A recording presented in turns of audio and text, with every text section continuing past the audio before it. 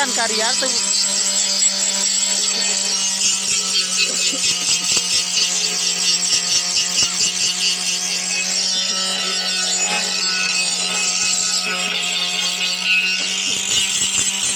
पलक पनवा बताऊगे तो कहाँ के का होत है। खेती बड़ी कम दिन में रही है, 1.5 से। अच्छा